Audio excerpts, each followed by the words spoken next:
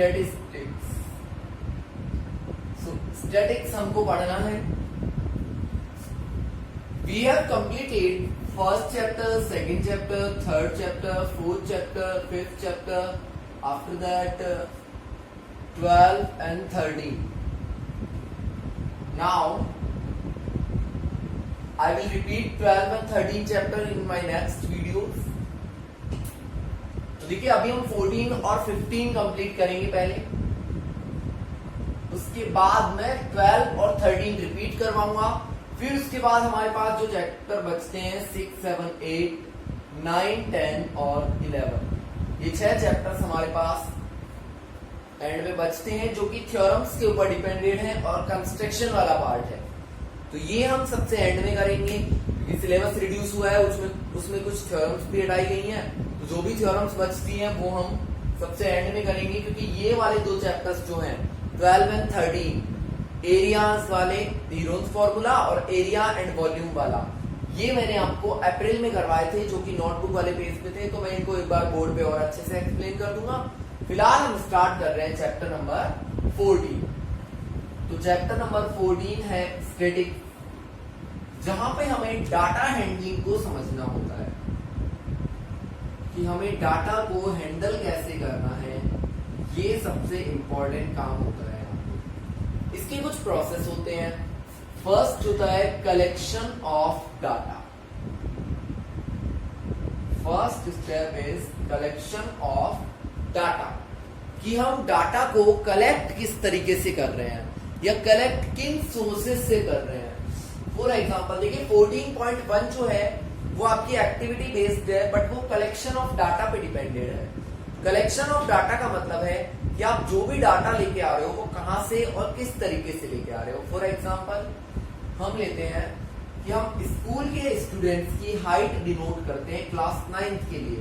10 students ले लिए हमने, एक की हाइट है 5 फीट, एक की है 5.2, 5.3, 4.7, 4.5, 4.9, 5.0, इस तरीके से मैंने ये डाटा कलेक्ट कर लिया। तो ये हो गया कलेक्शन ऑफ डाटा, कि मैंने डाटा को कलेक्ट कर लिया है। और मैं ले सकता हूँ 6.0, जो भी मैं चाहूँ, 4.7, 5.1। तो मैंने 10 स्टूडेंट्स का डाटा कलेक्ट किया है। ये होता है डाटा कलेक्शन ऑफ डाटा। देखिए ये दो तरीके से होता है। फर्स्ट होता है प्राइमरी डाटा कलेक्शन,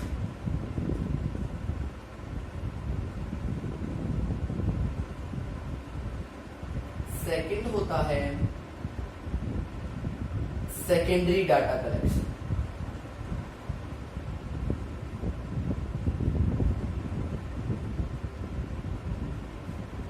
तो प्राइमरी डाटा कलेक्शन क्या है और सेकेंडरी डाटा कलेक्शन क्या है। प्राइमरी डाटा कलेक्शन का मतलब है जो भी इंडिविजुअल पर्सन डाटा को कलेक्ट कर रहा है, अगर वो डायरेक्टली उस डाटा को कलेक्ट कर रहा है। For example if I am measuring the height of class 9 students, if I will measure my self, अगर मैं खुद जाके और स्टूडेंट्स की हाइट को मेजर करता हूं in front of my eyes, then this data will be primary data collection.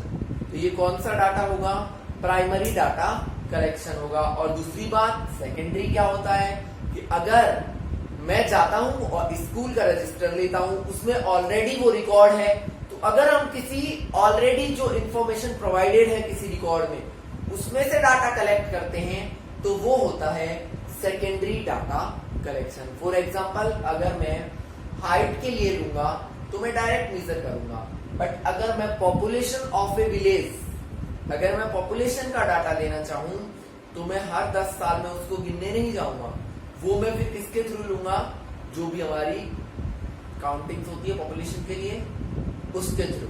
तो वो रिकॉर्डेड डाटा है। अगर हम रिकॉर्डेड डाटा को कलेक्ट करते हैं जो ऑलरेडी रिकॉर्डेड है, तो होता है सेकेंडरी डाटा कलेक्शन। अगर हम डाटा अवर सेल्फ, हम खुद जाकर के उसको कलेक्ट करते हैं, खुद की आंखों के सामने कलेक्ट करते हैं, तो वो होता है प्राइमरी डाटा कलेक्शन। तो दो तरीके का डाटा कलेक्शन होता है। द सेकेंड स्टेप इज, अगर आप इनकी डेफिनेशन लिखना चाहते हो तो if we collect the data in front of our eyes, then it is primary data collection. If we collect the data from any previous record, then it will be secondary data collection. तो ये कौन सा होगा? Secondary data collection होगा. मैं definition लिख देता हूं. Primary, if observer collect the data himself or herself in front of his her eyes, अगर कोई भी कलेक्ट ऑब्जर्वर जो है वो डाटा को कलेक्ट करने का काम अपनी आंखों के सामने करता है और खुद अपने ऊपर करता है, तो वो होता है primary collection of data. For example, height of students, अगर हम इसको कलेक्ट करना चाहें तो वो हम आंखों के सामने कर सकते हैं. Second is secondary data. If we collect the data from previous records, अगर हम डाटा को कहां से कलेक्ट करते हैं? पुराने रिकॉर्ड से, तो वो कौन सा होता है? सेकेंडरी डाटा होता है. तो ये हमारा एग्जाम्पल इसका होगा अटेंडेंस ऑफ लास्ट 10 डेज. तो लास्ट 10 डेज की जो अटेंडेंस है वो हमें कहाँ मिलेगी? रजिस्टर में ही मिलेगी, जो कि ऑलरेडी क्या है? रिकॉर्डेड डाटा है. तो ये डेफिनेशंस थी इनकी. इसके बाद हम आते हैं, फर्स्ट जो स्टेप था वो था collection of data. The second was presentation of data. देखिए, जो हम छोटी क्लासेस में पढ़ते हैं वहां दो तरीके से रिप्रेजेंट करते हैं, असेंडिंग और डिसेंडिंग. बट सबसे इंपॉर्टेंट जो पार्ट है वो होता है फ्रीक्वेंसी टेबल. फ्रीक्वेंसी टेबल में डाटा को रिप्रेजेंट करना. और इसमें किस तरीके से किया जाता है? 3 ग्रुप्स होते हैं. यहां पे हम लिखेंगे जो भी हमारा डाटा है, जैसे नंबर ऑफ स्टूडेंट, सॉरी, जैसे हमने किस चीज के लिए लिया? अटेंडेंस के लिए लिया. तो यहाँ प्रेजेंट और एब्सेंट. यहाँ लेंगे नंबर ऑफ स्टूडेंट, ये होती है हमारी फ्रीक्वेंसी. जैसे 10 स्टूडेंट प्रेजेंट थे और 3 एब्सेंट थे. फिर आता है एक टैली मार्क्स. तो 10 के लिए 1 2 3 4 5, 1 2 3 4 5, और 3 के लिए इस तरीके से. तो ये हमारा होता है प्रेजेंटेशन ऑफ डाटा, कि जो डाटा हमने कलेक्ट किया है, जो भी डाटा ऑब्जर्वर कलेक्ट करके लाया है, उसको हमें in front of others how we will represent it, that is known as presentation of data. In lower classes there are 2 types of presentation, ascending and descending, but in higher classes we will use frequency table for the data presentation. Now the third one is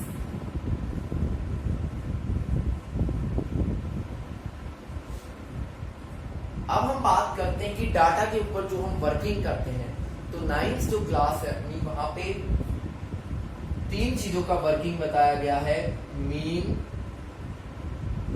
second is mode, and third one is median. Mean, mode, median. और यहाँ पे सबसे simple तरीके से आपको mean, mode, median find करना बताया गया है.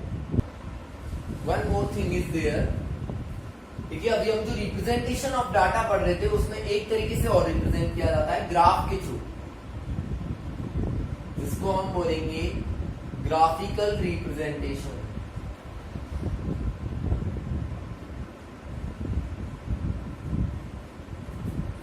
उसमें कौन कौन से ग्राफ होते हैं? फर्स्ट हम यूज करते हैं बार ग्राफ.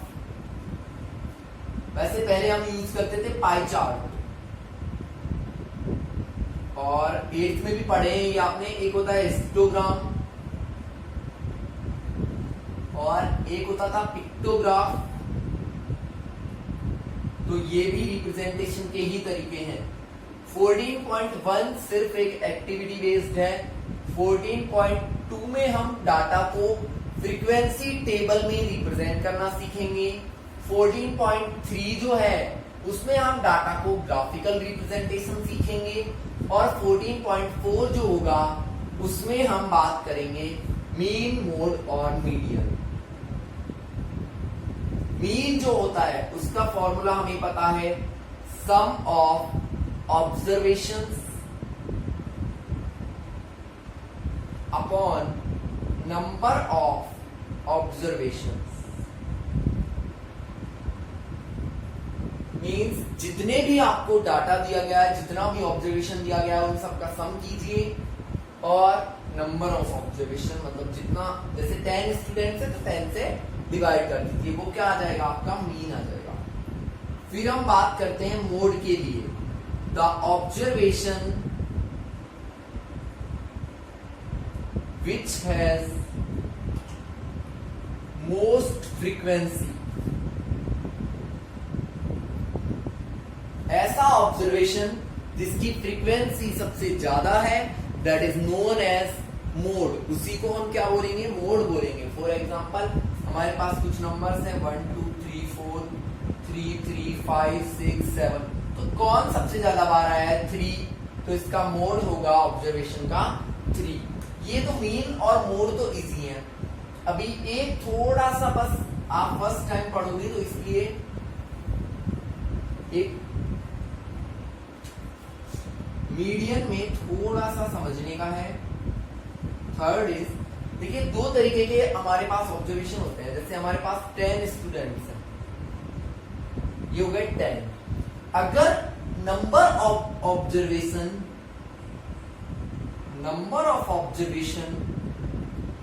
के 2 पॉइंट हो सकते हैं, या तो ये ऑड हो या ये इवन हो। जैसे इस कंडीशन में ये इवन है ना 10। पहले हम ऑड वाला ले लेते हैं। 11 स्टूडेंट्स हैं, कितने स्टूडेंट्स हैं 11 स्टूडेंट्स हैं, उनके ऊपर हम कोई ऑब्जर्वेशन कर रहे हैं।